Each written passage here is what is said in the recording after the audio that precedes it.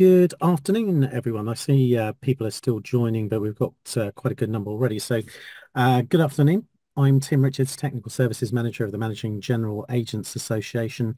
And on behalf of the MGAA, I'd like to welcome you to our briefing this afternoon.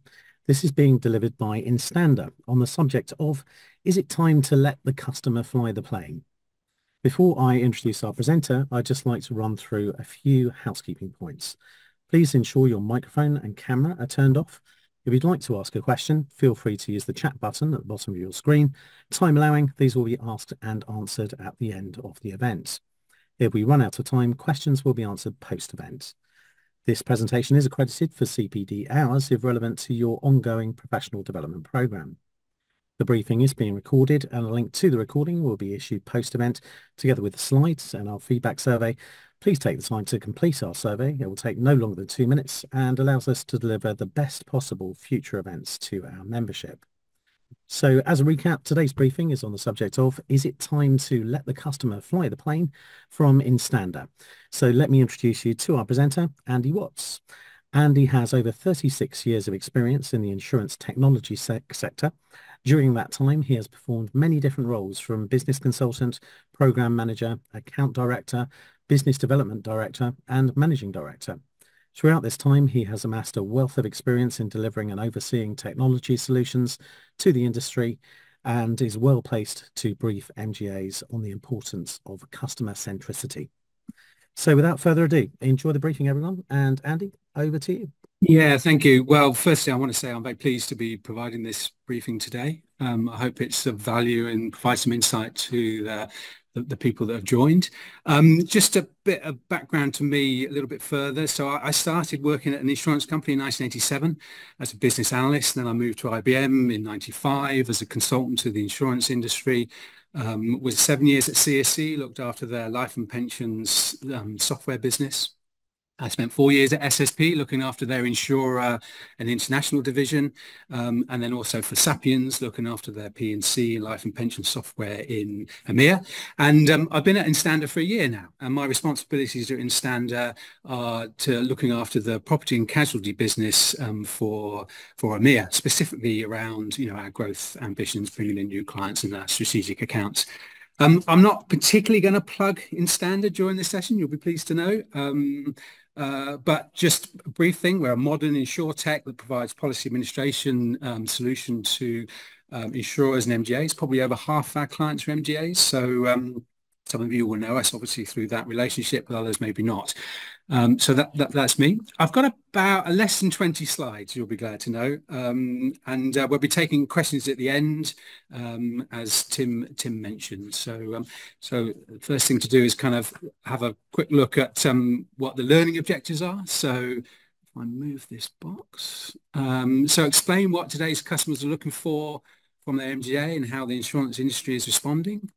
We're going to summarize the attributes of customer-centric approach to product design and distribution, outline how tech-enabled MGAs are leveraging data and utilizing straight-through processing to better serve the customer, and lastly, describe how MGAs can balance the technology needs of the customer without diluting the advisor relationship. So they're the objectives, and we'll cover them at the end to make sure that we've kind of picked them up properly as we go through.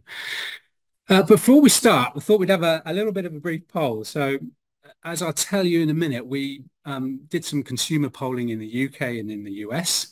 And one of the questions we asked is, what percentage of consumers do you think feel positive about insurance companies or the industry as a whole?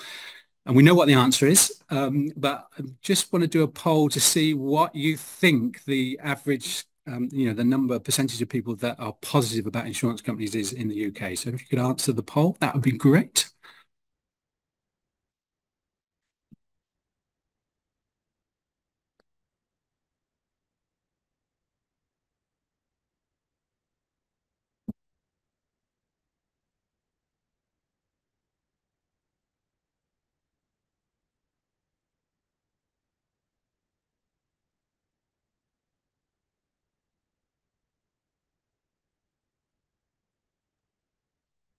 I think that's probably about enough time. We're going to come back to the answer on that Oh, hang on a minute. Here's the poll as you've projected it. So 41% of you think it's between 21 and 30%, which is the biggest kind of grouping that you have.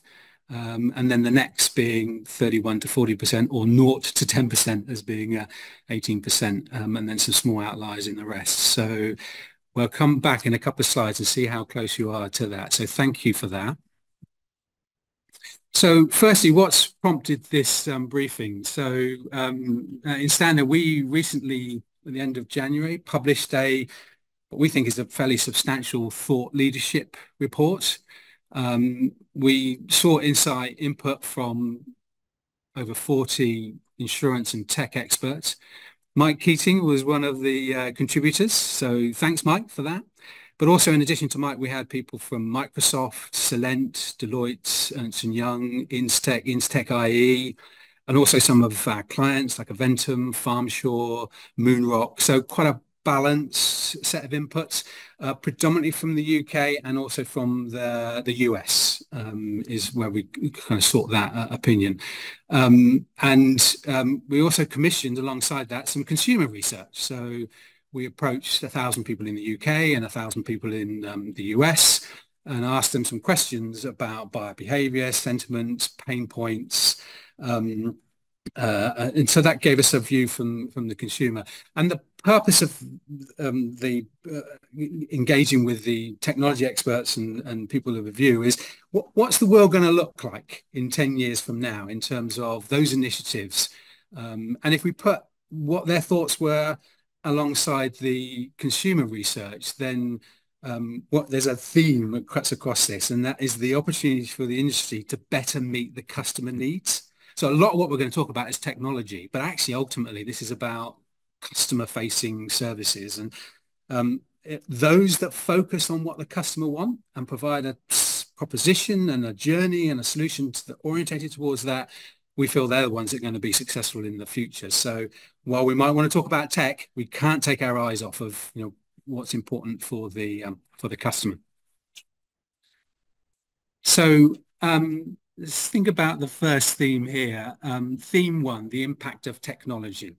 So the intersection between insurance and technology has created a once-in-a-generation opportunity to truly transform the industry and outcomes for customers. That was the general kind of feeling. So what was supporting that? So new data and insights driven by powerful technology. So a growing community of people, insurers and insurtechs, seeking to change the industry for better. It means customer needs can be better understood and catered for. So this is all about bringing in information from other sources, not just known within a company, and providing a better solution, being able to predict what the customer wants and what they can have. And so data and the insights into consumer categories is super important. If we look at the insurance industry, it's still behind the curve. This is a theme that we've mentioned, over the last 20 years. Compared to other industries, then our technical adoption and customer experience is not as exciting or as interesting as other ones. So as we get better at it, then those that are behind the curve, it's going to be hard for them to catch up. So, but also embedded within that is legacy continues to be a major barrier to transformation. This is especially true of larger insurers. We have operating models, that are struggling to keep pace with change in tech and complicated infrastructure. But MGAs, however, have a distinct advantage where you can innovate at pace. And thirdly, now is the time to act. So those who fail to embrace technology risk becoming irrelevant. But for those with an appetite for change, there's an incredible opportunity to better serve the customer, price risk and manage claims. So let's think about it. What this is saying is that we're at the point where there's a new dawn. Speed of change is unlike what we've seen before. We've got high-speed data networks, cloud computing, much more use of ecosystems, which we'll come on to a little bit later in this discussion.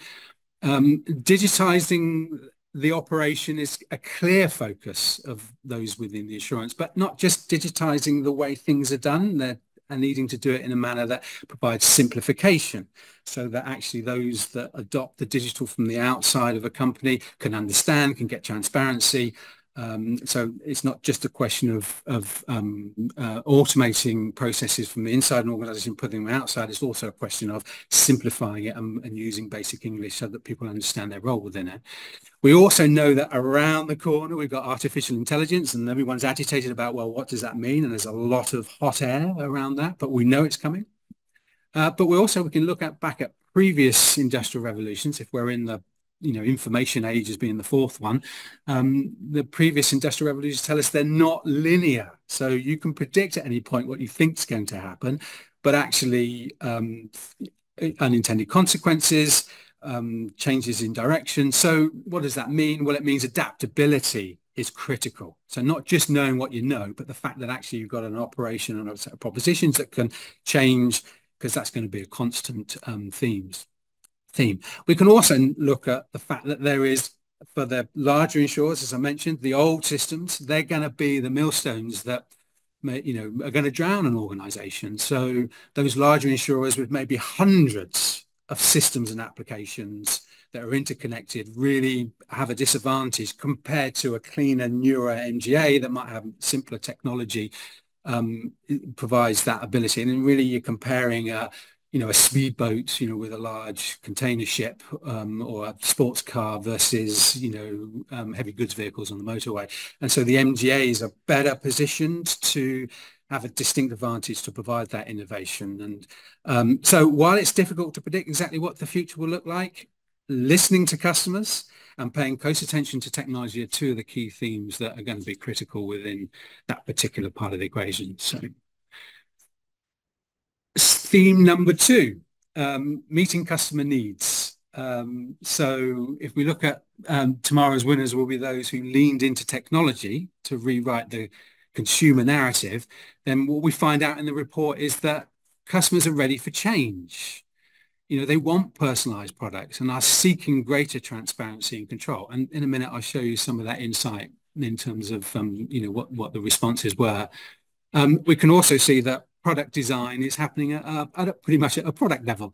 But for some, they're looking at it as a consumer level, looking outwards and then inwards rather than from an inwards and an outwards perspective. So insurers, we need to change our mindset to make smart investments into the right technology, but we very much need to be driven by the thoughts of and needs and requirements of our prospects and customers. More time must be spent with the next generation. There is a little bit of an insight that shows that people's views of insurance and their views of technology and their ways of buying and their interaction with humans, actually the different demographics show some different information in that. And we'll cover that in a little while. So, but as we progress in terms of the next generation, then we've got to understand some of their aspirations and some of their needs and requirements.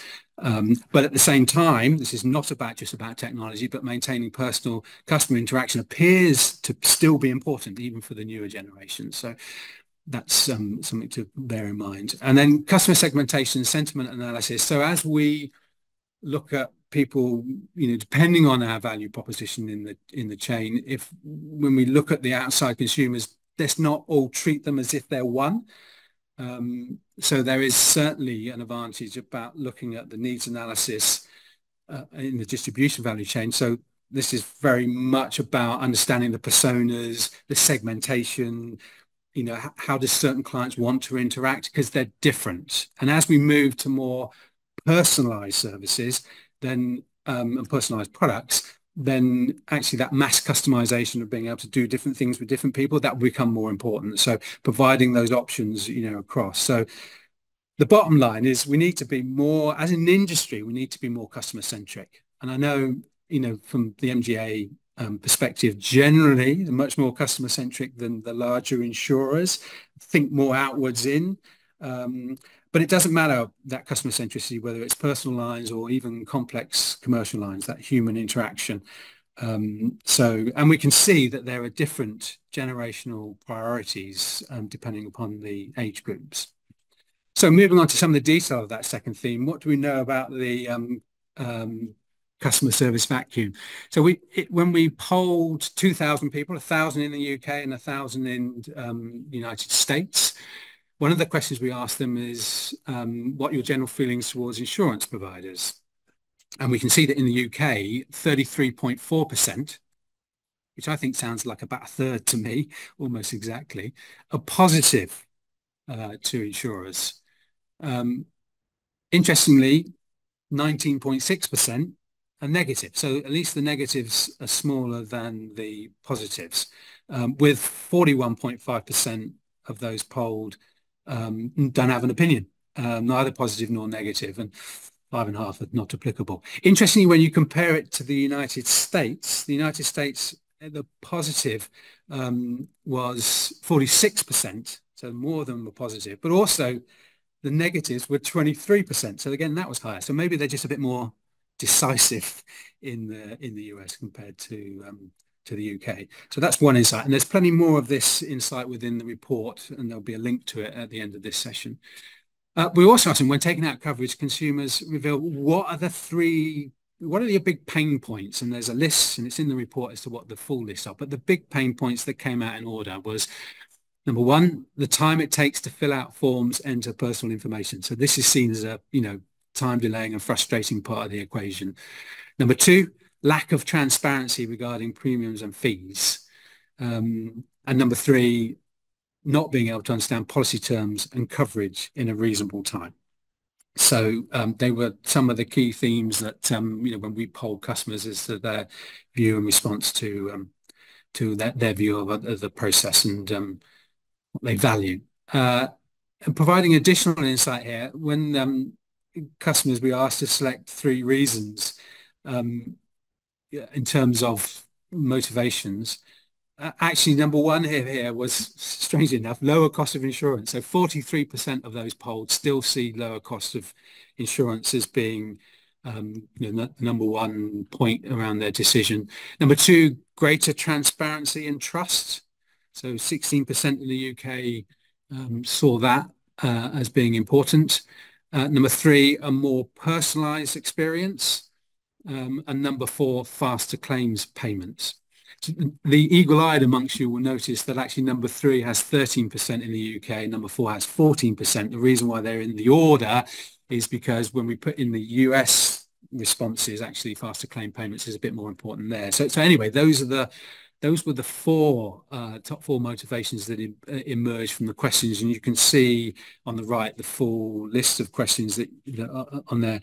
And what you can see lower down in the slide, the difference to the questions dependent on age. So the 55 plus, not particularly interested in sustainable practices or interested in a better digital experience.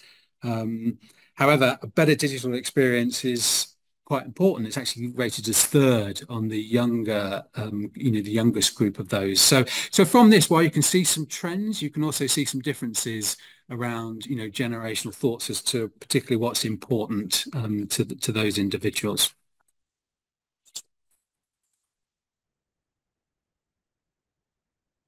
So here we've got customers are ready for change, but still value speaking to an advisor. So when we are asked to select from 10 possible answers, the following answers emerge as the top 3 indicators of what good customer service looks like. So 22% want to be able to claim easily with minimal hassle. 18% want to make policy changes on their own.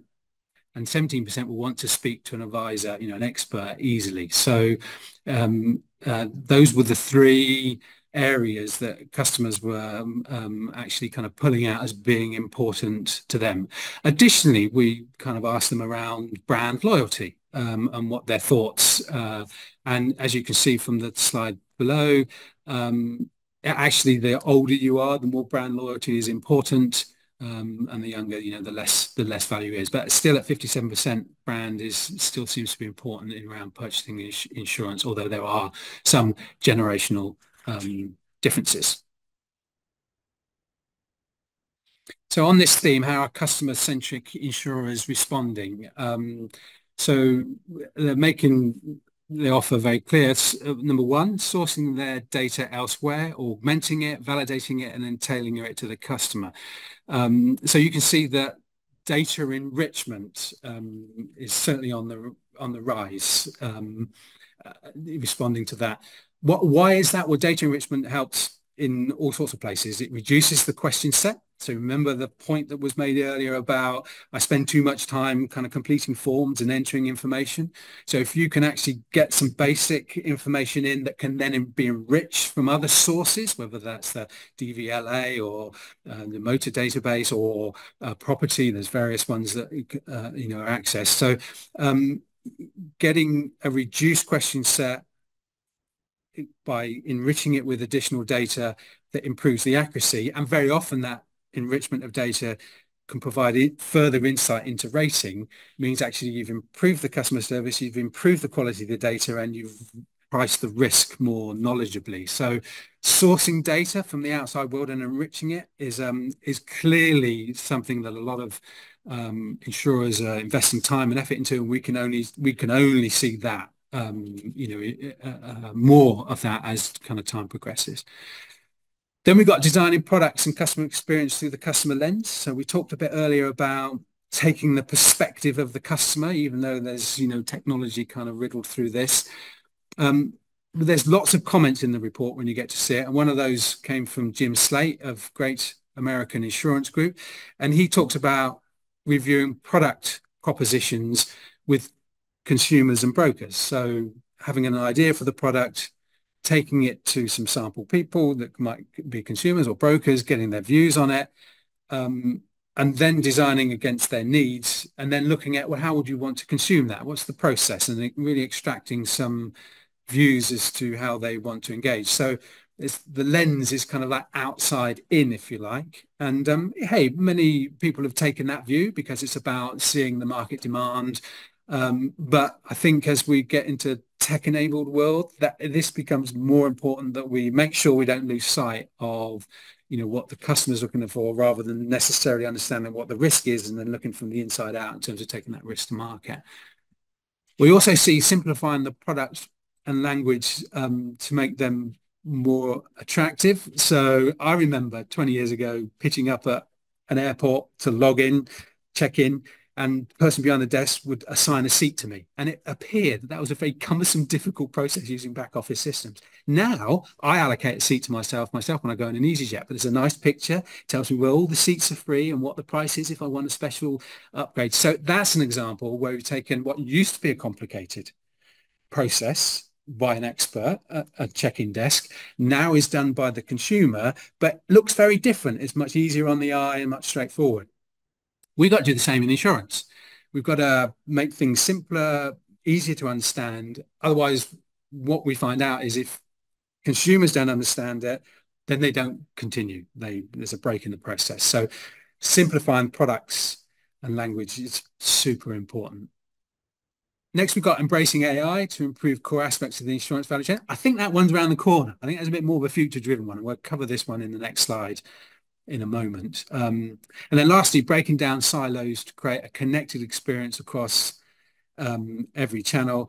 We had a comment from Mike in the report when he was interviewed. MGAs are driven by a very personal interaction, finding the correct balance between tech and underwriting so that interaction is not diluted.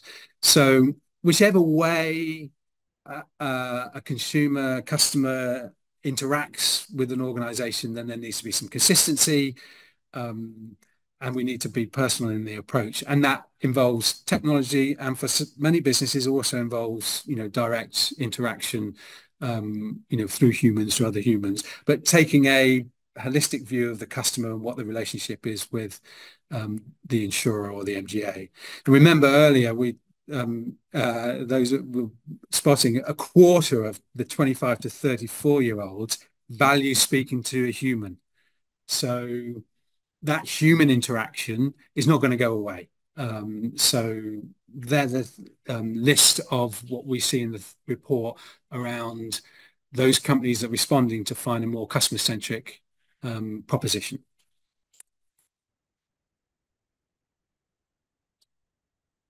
So theme number 3, AI enables personalization, well, will enable. So the next wave of AI applications is going to herald a new dawn of integrated, contextualized, personalized, real-time insurance. So, however, what we do know is AI is in the embryonic stages. It will change the way consumers see, engage and purchase insurance, and it will be used obviously much more than it is now because it's a new initiative. At the moment, it's seen as an effective co-pilot within the insurance value chain. At some point, it will tip into being embedded into the process. I'll come back to that in a minute. Success is predicated on having good data at scale. So, for large insurers who have those data at scale, fine. For those that don't, then actually being able to interact, in the future with data providers that can provide that level of insight is going to be important. There's all sorts of issues embedded in this, like privacy, security, regulation, AI black boxes. So that's when you can't tell how the AI actually worked to make a decision. Probably not going to be trusted from the regulator. So all of that's going to have to play out in terms of how AI moves forward. But I think you need to keep a watching brief, the report suggests, what it could mean for your business. In the meantime, getting your data estate in order and having the right ecosystems to take advantage of this in the future is important. But let's be honest, we're still trying, as an industry, to grasp what generative AI is and how it can be used. AI is on a hype curve. There's an obsession with use cases and trying to do some experiments. Some companies are calling things AI when they're not, so it creates a bit of a noisy picture. In the report, we differentiate between traditional AI, which has got predefined rules and algorithms for specific problems, as opposed to generative AI, which uses deep learning techniques to learn from existing data. And that's kind of a separate issue. So being able to distinguish between those, because the traditional AI is already here, that we have it in terms of being able to use algorithms to help a business. But the generative AI, when it's much more creative, that's the area that's going to be interesting as we progress through. So keeping a watching brief on that is probably the key from theme 3, because it's going to be kind of fundamentally important to insurers. Theme number 4, which is about future-proof ecosystems. So being able to execute processes or part of processes in an ecosystem is quickly rising in importance. So ecosystems are not new. In the report, we mentioned that 75% of global insurance executives consider digital ecosystems as critical to the business.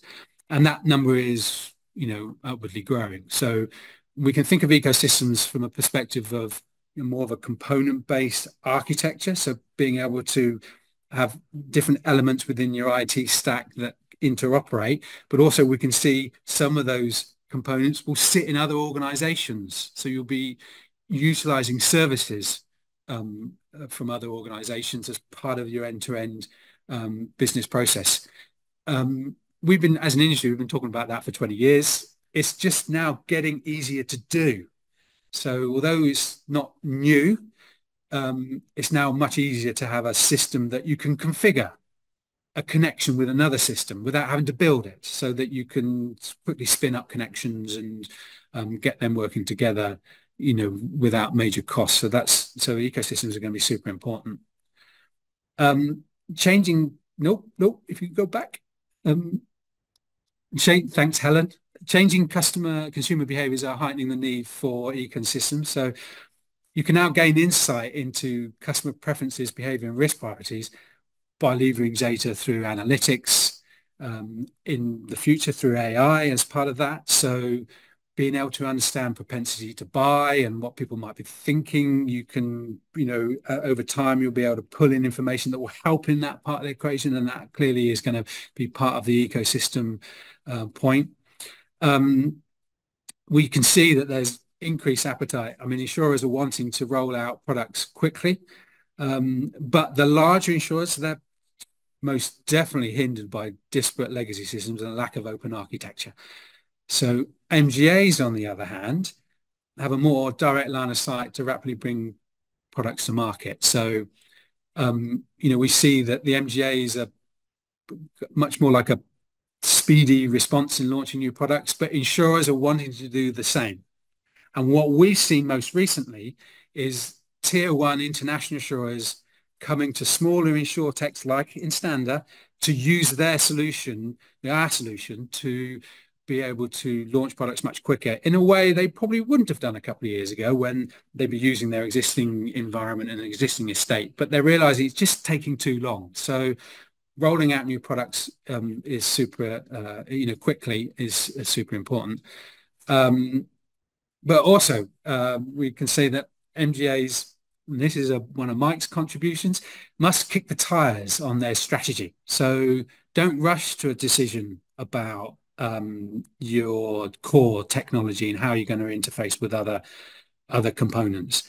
In the report, we talk about what are some of the characteristics that you need to consider in relation to making decisions about technology. So, strangely enough, number one, identify the customer experience. So think about what the customer is looking for in terms of the experience, what it is meeting the business needs that you're trying to achieve as an organization, the products and the propositions, creating the right team to support the initiatives, seeking independent advice. There are plenty of trade bodies and companies like Solent that specialize in providing advice around systems, and then think big but act small. What we're finding is increasingly there's no appetite to do multi-year programs of change with back-ended benefits, just no appetite. So having smaller, sharper engagement, projects that deliver benefits quickly, then you use those benefits to support other initiatives is really the approach that's been taken. Clearly, that fits within the MGA model. I'm trying to launch a product. I need to get it out to market quickly. I've got capacity. I've got funding. I need to get revenue in. That's the focus. Let's move on. Let's get this launched. Minimum viable product, and then let's expand over time. That as a behavioral process is now being adopted by insurers as well because they have the same conditions. But your heart and lungs of your organization is most certainly your policy administration system, and that heart and lungs needs to have an open architecture to be able to interface with the outside world, whether it's through digital journeys or whether it's through connecting to other pieces of technology or whether it's consuming services through the cloud. That core of it needs to be open. So there's more in the report about how you can think about the underlying technology that you need to support your business.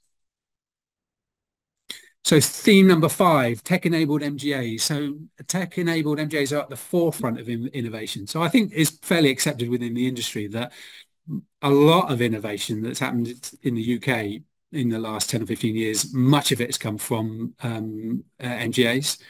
And the scope for co-developing new markets, we think, in the report is huge. So the first bullet here is actually securing capacity and mounting claims inflation continue to place downward pressure on MGAs. Hey, I'm not the expert to talk about this bullet, but there are many people on this call that are. But, clearly the consensus is that MGAs are well placed, well averse to navigating those challenges anyway. So, when you're thinking about tech-enabled MGAs and securing capacity, then the end-to-end proposition is of interest to those providing the capacity, and so they're making sure that there's the right kind of balance between technological deployment and human interaction there's a cohesive business plan so that you can secure the capacity is clearly part of that. The explosion of insurtechs has plateaued off, so major hype over the last few years around insurtech companies, whether they're insurers themselves that are technology driven or whether they're companies like Instanda that provide tech to the insurance world. There's strong solutions in the market. There will continue to be new technological initiatives that will come, but are there going to be many other policy administration, heart and lung kind of new entrants in the insurtech? Probably not. The newer generation of technology is now sufficiently advanced to show differentiation from the old modern legacy that the larger insurers have. And so they're the ones that are probably likely to be exploited. So tech-enabled, in the report, we talk about tech-enabled MGAs are leveraging advanced digital tools and platforms, so like the one that we provide, to streamline processes, enhance customer experiences, and improve operational efficiency. So, in the past, if you had some internal business processes and you want to externalize those business processes, then you're passing them to the outside world. You're not needing to employ so many people. Those that are doing the digital experience on the outside world are feeling warm about the fact that they're able to make changes themselves, which is one of the points that the younger generation wants to be able to enact change without human interaction. So you're using digital tools and platforms to allow that to happen is a critical part for those that have a connected proposition to the market. And lastly, MGAs must lean into technology and create the right ecosystems, but they must get their strategy right. And they have to do that by building from a customer-first perspective. And then lastly, on the themes in the report, then we have a glimpse into the future. So the future insurance landscape, and bearing in mind that the thrust of this and the headline of this is about how insurance is going to look in 10 years' time, the predictions suggest that the future landscape will look different, be far more integrated, contextual and personalised products that are preventative in nature. So let's see what that means in a little bit more detail. So insurance will become more embedded into people's lives. Interesting report from Swiss Re who suggests that by 2032, 60% of P&C globally will be conducted through embedded insurance. So the insurance is a secondary part of something else's process, which actually turns out to be $2.5 trillion in today's value. So a big chunk of insurance is going to move to not being the primary product, but embedded in other companies' products. So that interoperability between insurers and MGAs and other businesses will become more important as a consequence. Like we have a insurer in Japan that has some insurance that actually connects through a major international credit card company, and on their systems, when there's an opportunity in the credit card company's process with its clients to present some insurance to it, it does, and it does that through connecting with Instanda to provide that information. And then if it is bought, then there's a whole journey associated with that. And that's an example of embedded insurance, and we're going to see a lot more of that, as time progresses, to the point when 8 years' time it will be the majority rather than the minority of way insurance is actually done. What does that mean? Well, it strengthens the compelling case for insurers to move to an API-driven approach that's fully configurable. So your heart and lungs of your operation, where you have all your policies and your product rules and all your administration, that really must be able to interact with the outside world, both in terms of ingesting information and also being able to present and collaborate with others. Talked about embedded, clearly that's part of that equation. But being able to do it quickly, because no one has an appetite to launch a new initiative and it take many months. We're looking at much sharper, quicker kind of turnaround times. That number's coming down. So in order to be part of that game, then making sure that the core solution really is able to integrate and interface with the outside world through APIs is super critical. Reacting and recovering is already starting to be replaced by predicting and preventing. So what does that mean? So that means we've have a client with Instanda Vitality. They launched a new protection product, and they launched it alongside an Apple Watch, where you can have a loan on the product to buy the watch. But more interestingly, the amount of activity that you do on a basis actually has an impact on your premium on a monthly. So the purpose of this is clearly to try and encourage people who are going to generate and encourage healthy lifestyle patterns, so that actually in that case on the life side, the insurer is trying to help people not die. I mean, it doesn't stop them from walking in front of a bus, but it might help with their cardiovascular position. We see the same in property and casualty. So the explosion of Internet of Things, so IoTs. We have increasing kind of interest around people that provide insurance, let's say, to listed buildings where recovery of stone might be difficult. You have to open a new mine. So actually preventing an issue is cost effective, and you can look at the kind of risks associated with water leakages. So you could have some humidity sensors in a room or building. Maybe there's some science emerging as to that becomes cost effective if the building is large enough and also empty enough for an issue to manifest itself negatively, as opposed to someone's house where they're living in it, probably not economically. So, but nonetheless, the message is the same, that the Internet of Things, there'll be 50 billion connected devices pretty shortly in the home, all sorts of sensors, and that's going to encourage insurers to not just be there to pay out when something goes wrong, but actually increasingly provide services and insight where they're encouraging their policyholders to actually avoid just loss avoidance is really the thrust. And so that's going to be a big part, because clearly avoiding loss is in everybody's interest, and whether that's being able to predict weather events with the insurer, then being able to pass on that insight to people that might be in a high risk, to then move the items up to the second floor or move the car to a higher ground, or all of that will change a little bit the way that an insurer is seen. You can see that, if you look at, people who want to insure, their underlying technology, and actually suddenly you might find that the insurer is interested in looking at the penetration analysis. Can people get into an organization's company? Can they survive? And so therefore they're moving towards providing professional advice to help stop issues occurring, as opposed to just being there when something goes wrong. So that reacting recovery is going to move towards predicting and preventing as a general theme of theme 6. So what I've tried to cover in the 6 themes is a little bit of a snippet of what's in the report. At the end of the presentation, kind of in 15 minutes time or some, then we'll show up a link so that you can gain access to that. And it's a fairly detailed, interesting read. It probably takes about 90 minutes. So it's the length of a football match if you have a kind of 15-minute break in the middle. But it's super insightful around the way various people, strong opinions you need to listen to, are thinking about how insurance may unfold in the coming years. What we want to do now is actually turn, rather than me having a monologue, let me have a sip from my cup of tea that's probably cold, and then pull in Mike into this conversation and think.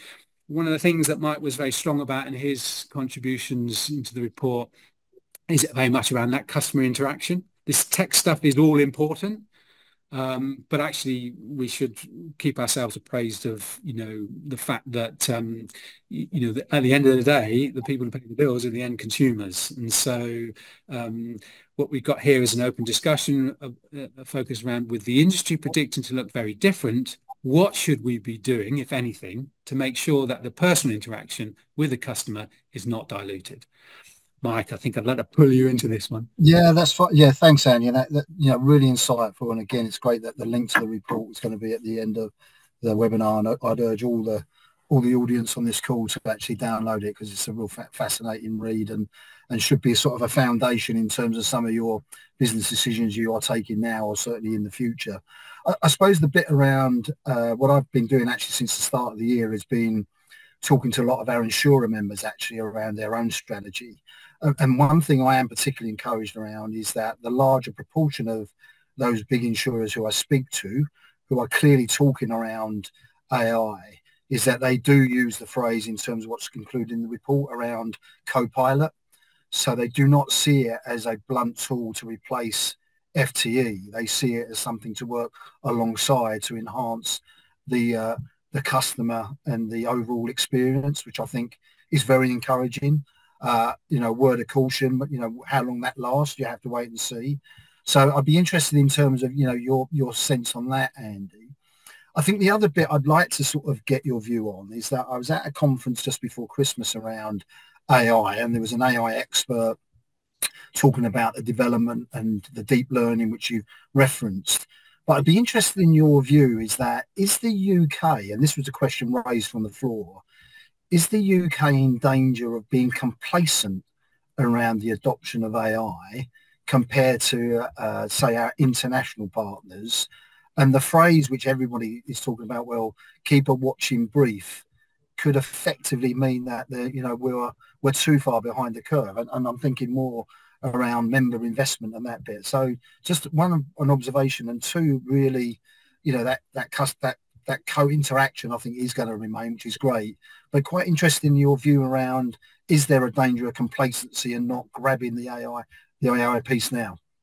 Yeah, I mean, they're kind of connected, those two, aren't they? Because the first one is about what I've seen has been AI as assisted intelligence, step one, as opposed to artificial intelligence. And assisted intelligence is, and we can see, activity around this is probably, within the insurance industry is probably focused around that, which is we're not ready for AI to be exposed in an automated process, because especially generative AI, because we don't know what the impact is going to be. So the thought process is that actually generative AI can be there to support the humans and their interaction, who can then interpret the information they're given, and then that can assist them in what they're trying to do. But there's an overlay. There's a release valve if something kind of goes wrong in the first instance. So and that's where the kind of co-pilot, and I think Microsoft's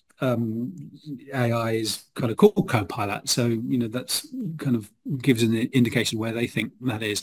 So in the insurance world, we're certainly not ready to open up generative AI to the outside world embedded within a process, because we haven't yet got the confidence that the answers are going to be right. But we are ready to provide assisted intelligence to humans so that they can better perform their job with greater insight, to allow them to execute better, and that will then grow. And as we get more confidence about the behavior of generative AI, then that will move into probably more into the automated part of the equation. It's an interesting one about adoption of AI. I mean, I've spent the last 6 months, I guess, jumping on any webinar that I can where it's advertising an insight into AI, and thinking that one of these days I'm going to have an AI discussion that's going to tell me something I don't already know.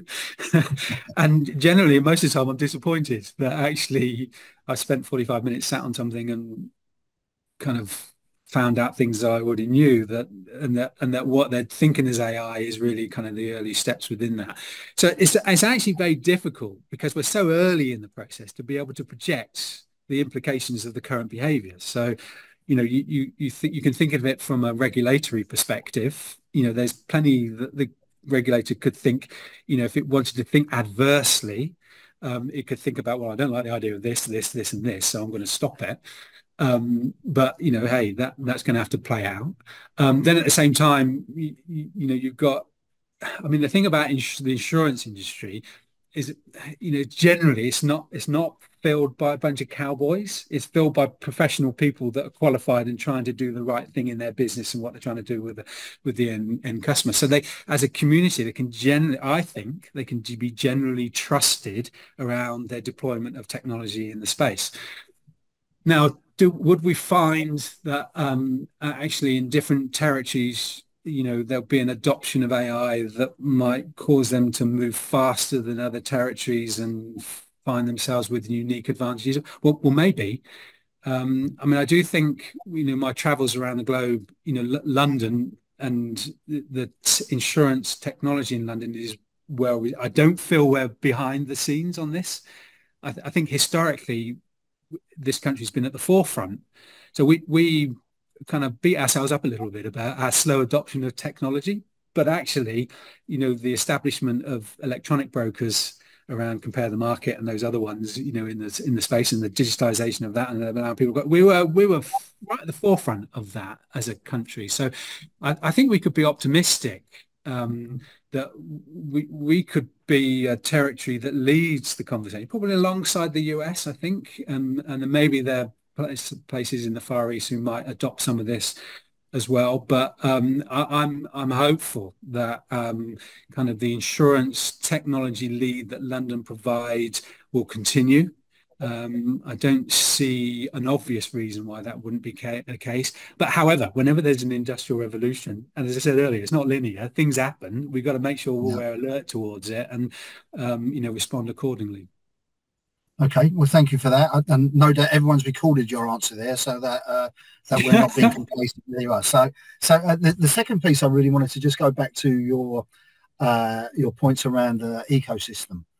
And I think it's a really, again, probably my question will end up being, why do you think this is the case? But one of the things I think, you know, both insurers, brokers, and to some degree, some MGAs, there's a lot of concentration around policy administration systems for obvious reasons. But fundamentally, it seems that the claims model, and therefore the claims system, is sometimes, and too often in my view, a secondary point. And given that an MGA effectively has to sort of, well, not, is actually focused on delivering return for its capital provider and customer satisfaction in terms of delivering on claims, I suppose my question is, why do you think that is, that claims system and all that what should bring to the whole sort of party is always seems to be slightly an afterthought? Yeah, interesting, isn't it? I mean, maybe when you think about launching a new MGA, then, you know, getting capacity, securing funding, obviously there's a race to get revenues in, isn't there? So getting a minimum viable product out that's, you know, can stand, that's very much in the product definition, rating rules, policy administration kind of space. So the natural kind of cycle kind of says you focus on that first. But we know in the report that actually claims process being paid out early is actually top of the list of things that people want. So I think when, you know, the advice would take when people are thinking about their ecosystem, and there are definite advantages in a dedicated claims solution separate to a policy administration system. If you want the best of breed, that's probably what it looks like. But even though you're going to start with new business and launch new products and new policies, you actually need to think about your end-to-end application architecture, and you need to think about securing the claims process, because a claim can be made from day one. Sorry, it's a big circle come up. So I think incorrectly, if people are overlooking the claims part of the equation, because this is ultimately the value proposition is the experience of the claim when people are in distress and when they're in difficulties. That's what we pride ourselves on, as being you know, the economic value that we provide to society. So would you advocate then for would you advocate that when which again the report is very good at, when you're doing the initial upfront review, strategy review of what you want based around the customer, and I think I put on my notes, you know, it's a case of pause again before you write any check in terms of those checkpoints. Would you advocate that your claims model should also be in that consideration at the same time as your propriety? Absolutely, without question. Understanding the end-to-end service delivery, including the claims part of the equation, should be considered at the same time you're considering the policy administration part. I mean, there's understandably a natural kind of movement towards, you know, what comes first, but in making a good decision around your paths and making a good decision around your claims solution, I think, you know, if you're setting up a new business, then actually doing those things at the same time, I would advocate that very strongly, because ultimately the service, as it was seen by the consumers, is going to be on the claims process. You know, that's when, you know, are you going to meet your promise? And how can you be confident that if you haven't kind of sourced and understanding how that, now whether you do that on day one becomes a different thing, but actually analysing it and understanding the proposition in its entirety, I would definitely advocate doing that as part of the upfront analysis. Excellent. Okay. I'm conscious, Tim, that we have 5 minutes, so I could talk to Andy for the next hour. But I think yeah, we could. The next slide is actually if there's any questions from the group. Andy, yeah, we don't have any questions in at the moment, but do feel free, anyone, to come off mute if you want to ask one. One observation I had, Andy, really was just one that caught my attention, bearing in mind my underwriting background, is that 43% of people would change insurance owing to price. And I was thinking perhaps that's another reason why personal interaction should continue, as not, of course, not all products are the same. And then I sort of went on to think, could AI actually drive down the cost of insurance without that personal interaction? Yeah, it's like finding the right balance, isn't it? And the market and needs is full enough for different companies to have a different focus. So, if an MGA or an insurer is going to be a direct only and a low cost model, they may choose not to have that personal interaction, but then that becomes the choice of the consumers whether they want to follow that route. I think there's generally a big enough kind of view around the view of the consumers that suggests that's not what they want. Although price is important, they also want to be able to check in with some expertise, especially if they're in a place where they have some uncertainty. But I think the possible lowest cost model, it might be a bit brutal, but that's appealing towards a particularly sensitive part of the equation who want to go for the lowest cost. I don't think that's the general population. As for AI, ultimately having a view around reducing costs. If we end up with a more streamlined, more automated, better connected, more predicted kind of view of the world, then the expense ratio should reduce. Although if you look at the long arc of history in the insurance sector, that's probably not what we've seen. But nonetheless, automation and technology should see that. We should reduce, especially if you're going to be able to interpret the Internet of Things and be able to predict when something's going to go wrong and be able to do something about it, then you're going to reduce the claims, which is going to be better for everybody else. So without getting into a complex value equation about the future of AI, I think it's going to help. And going back to your question about human interaction, I think for most people it's still going to be important, but I recognise there'll be some who are going to appeal to the lowest possible cost and may choose not to have that human interaction, and that will be part of their business model.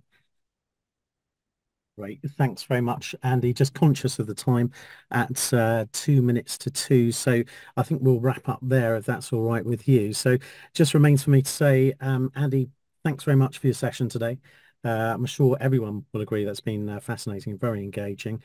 As you'll hopefully see on the last slide, yeah, you can reach Andy at andy.watts@instanda.com, or do feel free to contact me at tim.richards@mgaa.co.uk with any questions or introductions. I'll be happy to pass those on. Thanks all of you for joining us. Don't forget to provide your feedback and do look out for forthcoming MGAA events. As always, I hope you have a productive afternoon. Thanks again for joining us, and see you all soon.